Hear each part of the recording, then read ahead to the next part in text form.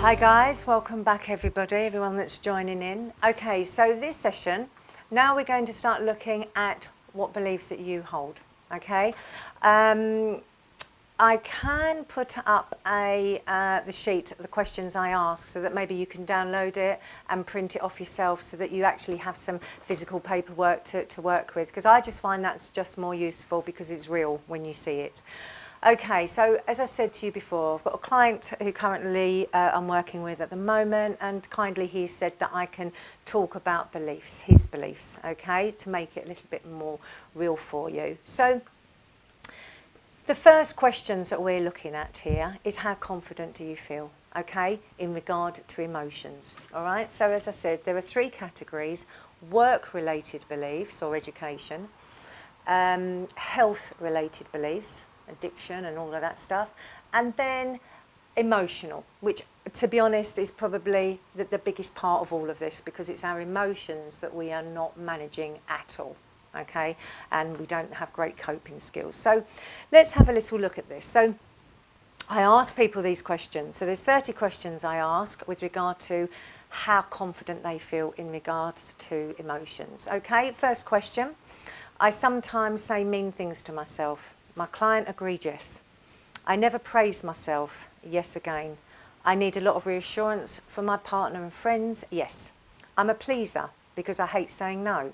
He agreed with that statement. I often feel guilty or bad if I put myself first. He agreed with that. I don't believe that I'm likeable or interesting. He disagreed with that. I often compare myself to others. He agreed. I often think my partner will leave me. Agreed. I often feel manipulated or influenced by others. Agreed. I hate confrontation or people being upset with me. And he agreed with that. So on the first part of 10 questions with regard to confidence, his self-esteem is running at 10% on those questions. So if I was to look at your self-esteem, okay, so I have all of these in my office. So here's a little jar. Okay, so out of every 10 thoughts, one thought is powerful. One thought is, I like myself, I'm good, I'm capable, I'm interesting. One thought out of 10. So we then multiply that and use our 60,000 thoughts, meaning that 6,000 thoughts a day this guy has are powerful thoughts, building confidence, feeling powerful, feeling in control, liking himself. But 54,000 are unhelpful. 54,000, when he wakes up in the morning and he starts thinking about his day and what's going on in his life and how bad it is, he's thinking, okay, here is your 10%, and he's waking up, I hate the day, it's raining, the weather's miserable, I hate my life, I hate my job, there's nothing going on. So what he's doing, okay, he's generating all this emotion. When you're generating that sort of negative emotion, the action is you're going to avoid stuff because everything seems so difficult. You're tired, you're fatigued, you're exhausted, you're going to the doctors, you're going on to antidepressant tablets, and you feel completely powerless. So that's just an example of one with regard to emotions, okay? Flicking through. Confidence with regard to work, employment and education, another area, okay? Question: I don't feel I'm very popular. He disagreed with that. I don't believe that I'm very academic. He agreed with that. I don't believe that I can retrain for a new career. He disagreed. I would find it difficult to ask for a raise in salary. He agreed. I often feel that my age holds me back. He disagreed. I often compare myself to others. Agreed. I frequently feel that I'm not good or confident enough. He agreed with that statement. I find it difficult to accept compliments from my boss and my colleagues. He agreed with that. I often need and seek reassurance from my boss or colleagues to know that I'm doing well. Agreed. I spend more time thinking about the mistakes I have made than what I have done well. So in that particular area, his self-esteem was running at 30%. Okay, so that's 18,000 thoughts that are helpful. And if I'm working out that's 42,000 that are black and negative thoughts that are limiting him from going forward. Okay, last one, health. 10 questions. I believe I find it hard to lose weight, drinking, smoking or drugs. Agree. I believe I would find it really difficult to learn a new sport. Disagreed. I believe I'm not very athletic. Agreed. I believe I couldn't run a marathon. Agreed. I believe I need other people to help me lose weight. Agree. I believe no matter what I do, I will not be successful. Agree. I don't really like what I see in the mirror. Agree. I see myself as a bit of a failure. Agree. I don't believe I can stick to a program. Disagree. I am a pleaser and easily influenced by others. Agree. So on this particular questionnaire with regard to how confident he is in regard to his health, he scored 20%. So again, that is 12,000 thoughts that are helpful. But then we've got a massive 60 times take away 12, whatever that is. I've got all my self-esteem jars down there. I should pull out a 30% and let you know. But you can see my drift, where I'm going on this. So, you know, so whilst those thoughts are he's currently having those thoughts on a daily basis, what is happening here is he's generating all of this emotion, and all of that is then creating behaviours. And, you know, when we feel unhappy and we feel shitty and we feel out of control and we don't like ourselves, that's when we then start drinking and eating and, you know, heavily relying on other people and heavily relying on support from people.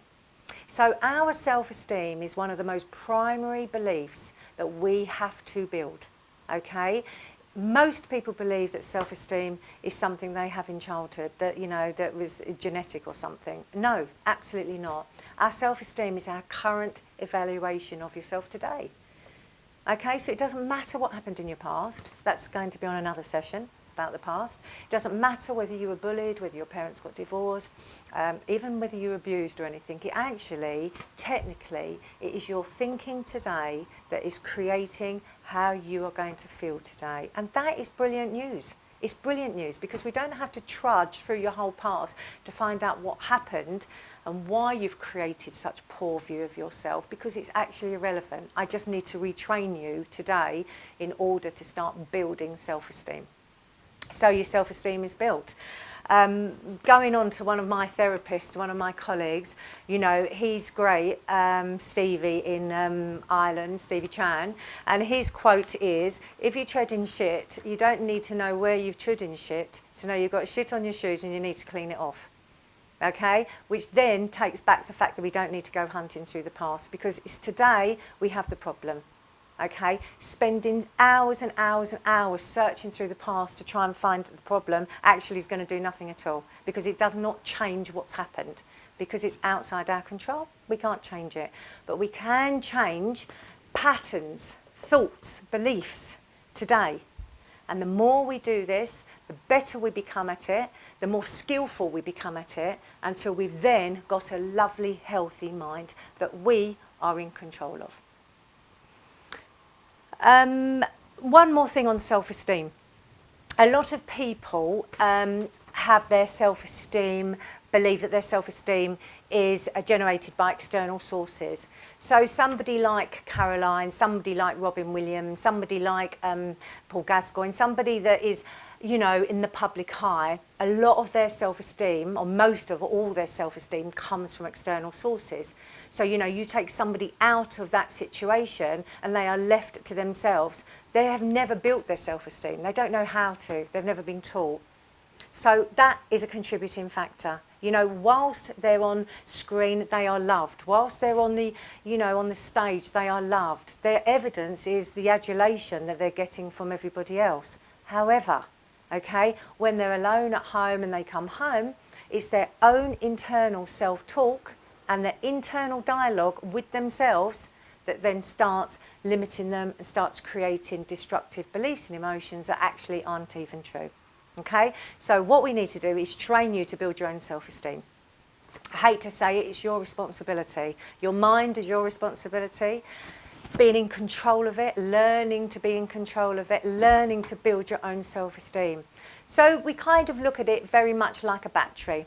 You know, you plug your phone in every day. I'm sure you've all been there. You know, you start off in the morning fully charged, 100%. You go through the day on your Facebook, on all your videos, all your work emails and everything else. Then you go out in the evening and you we've all been there. You're then down to 3%. How am I going to phone a taxi? How am I going to get home? My phone's going to die, because the charge has gone out of your phone. Let's look at your self-esteem as a battery then. Okay, so it's a battery. So every day we keep programming and processing fabulous stuff that we do. If I've ironed a shirt, I say, well done, Rita, well done, Rita, brilliant, you've ironed a shirt. You know, if I've gone for a run. So I'm building my own self-esteem. I'm creating my own emotion, and I'm creating really healthy behaviours. You know, if I'm choosing now, I used to smoke. Have been involved in drugs in my life. I used to believe that I was an I had a drinking issue because I couldn't, you know, I was drinking every night, a glass of wine or a bottle of wine. Now I don't have any of those at all. Now I'm in control. So if I choose to have a glass, I have a glass, and if I choose not to, I won't. So my beliefs now have all changed. They're healthy beliefs, they're strong. You know, I'm fit, I'm healthy, I'm well, I have great relationships, you know, great family and husbands and friends, and I protect my own mind. So really building the self-esteem all day long, just keep saying everything you've done. Well done, I got up. Even you're feeling crappy and you're not feeling great, but you have chosen to get up and have a shower. You know, put some makeup on, or, you know, brush your hair or what have you. Just keep getting these balls, these 60,000 thoughts, keep building the white ones, keep them going, because as you keep them going, you will start noticing that you are taking yourself out of this situation. You are going to become predictable, okay, because you're going to start believing it. And once you start doing this and you start writing down, I have I give these to my clients, okay. So this is just a sheet of paper with achievements, which is really a good thing to download if you can, or to take a picture of it and then print it off. You know, achievement, what have I achieved? You know, and what have you learnt from this? Okay, so today I, you know, I didn't smoke, or I didn't have a drink today, okay? I didn't have an alcoholic drink. What have you learnt from this? Actually, this is just a habit, that I'm stronger than I believe that I am, that I'm more powerful, that I'm confident, that I'm starting to build self-esteem. Okay, another example, you know, an achievement that I've done, I don't know, I phoned my mum. I haven't been putting off a phone call for a long time. What have you learnt from this? You know, I'm a nice person, I'm kind, I'm nice, I'm a good friend, or I'm a good daughter. So everything we do at this moment, I need you to notice it, because you are the one that's going to turn the tide in your mind. But it's these little things, not massive things. It's not about running the marathon and I did something amazing. This is the little things that really matter.